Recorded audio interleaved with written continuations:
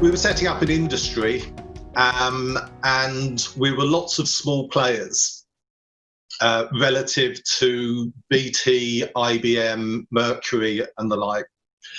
So what we needed was to combine our voices in order to get a fair crack of the whip.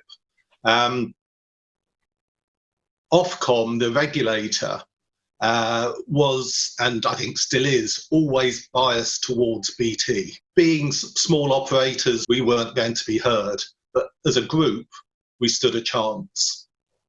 We needed to work with the politicians as well. So there were all of these things that we needed to do. So setting up ISPA allowed us to combine our voices and to get a fair hearing.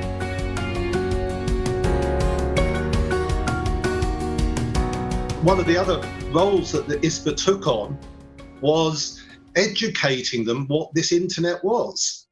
You do have to bear in mind, again, that at this time, telecom worldwide was highly regulated, and there was no guarantee that the relaxation of regulation that Margaret Thatcher did to allow the internet to happen would be maintained.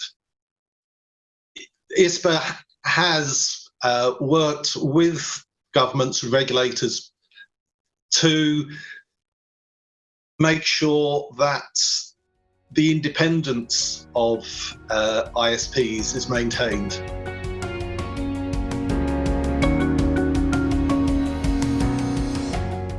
First of all, the engineering. The way the Internet Society, the IETF, was set up, and the fact that, for the most part, whenever there was a problem, there was no blame. It's, we have a problem, we're going to fix it. I would argue that the introduction of neutral interconnects, like the links, was critical. I'd actually say that, the cast was set just as soon as those interconnects were set up.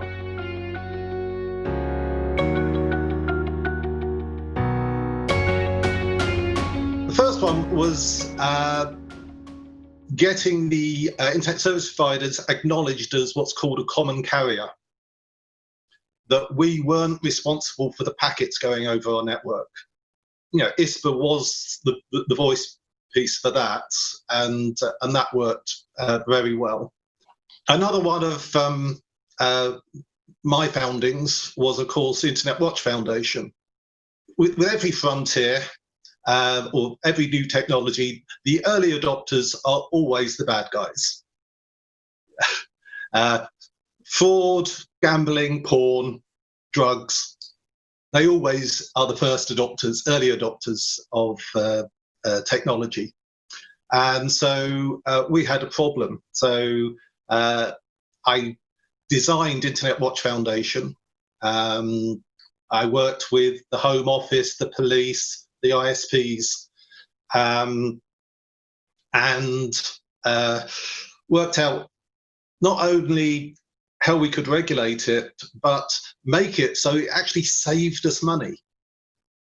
Because if we didn't have a common place for dealing with complaints like this, we'd all have to have a department.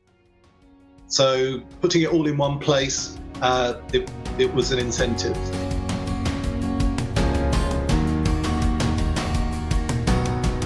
Well, the one thing that does stand out, I cannot believe the engineers have managed to get packet switching so good that the world can watch TV on it. None of us anticipated that it would scale, not only in terms of the number of users, but the sheer volume of data each of us are using.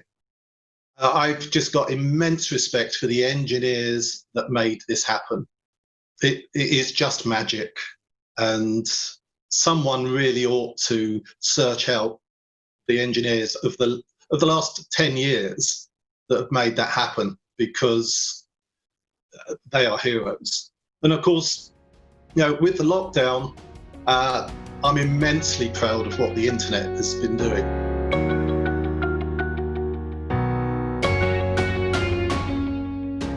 ISPA will always have roles of working with government to resolve the safety issues of the internet as well. But the other thing that you should ignore is that ISPA needs to keep engaging its members with other members. So I think there is definitely a role for ISPA for the foreseeable future.